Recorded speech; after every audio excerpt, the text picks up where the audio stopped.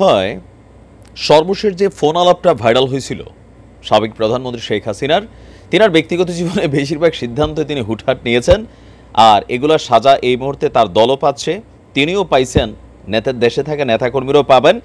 তবে হয়তো চুপচাপ তিনি থাকলে অনেকটা নিজের জন্য ভালোই থাকতো। গতকালকে নিউজটা দিয়েছি, শেখ হাসিনার ইস্যুতে ডক্টর মোহাম্মদ ইউনূস ভারতের গণমাধ্যমকে দেওয়া সাক্ষাৎকারের পরে যেই সিদ্ধান্ত এবার সামনে আসছে, ভাই এতদিন যাবৎ দুইজন টুপিওয়ালা দাড়িওয়ালা মানুষ একসাথে বৈশা যদি কোথাও কথা বলছে, জামাত বলে যেমন চালান দিয়ে দিছে, ছাত্রলীগের নেতাকর্মীরা দাড়ি টুপি পাঞ্জাবি পরা কাউকে দেখলেই শিবির বলে যেমন থানাতে দিয়ে দিছে, এই মুহূর্তে যদি আওয়ামী লীগের বা ছাত্রলীগ যুবলীগ কোথাও বৈশা মিটিং মিছিল করতে যায়, একই স্টাইলে তাদেরকে ধরে কিন্তু থানায় দেওয়ার মতন আইন তৈরি হয়ে যাচ্ছে ওয়ান কাইন্ড অফ।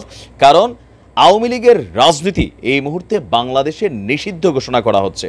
তবে এটা সংবিধানে নিষিদ্ধ করা হচ্ছে না, নতুন করে একটা সিদ্ধান্ত নেওয়া হচ্ছে, রাজনীতি করা যাবে তবে এত তাড়াতাড়ি না।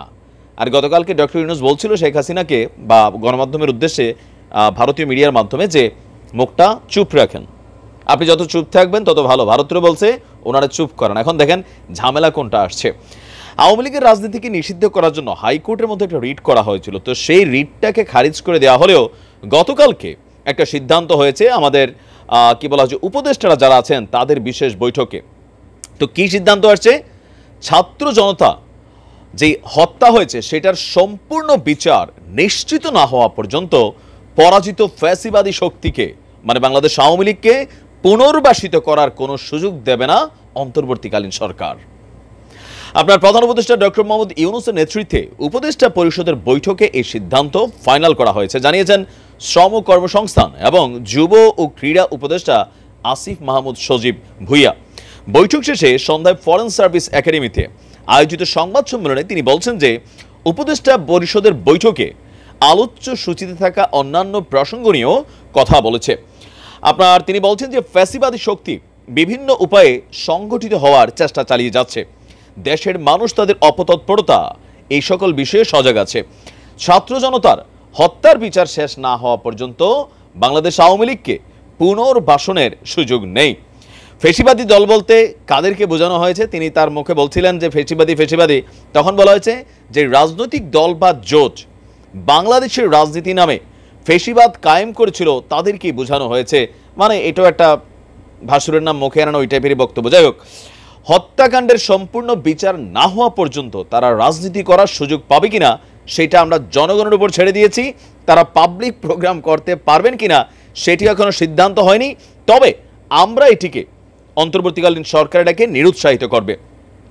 সংগঠন হিসেবে আওয়ামী লীগের বিচার হবে কিনা তা নিয়ে আইন মন্ত্রণালয় চিন্তা করবে। তারা যেহেতু বাংলাদেশে গণহত্যা চালিয়েছে সেহেতু তাদেরকে হত্যার দায় স্বীকার করতে হবে, তাদের বিচার সরকার নিশ্চিত করবে।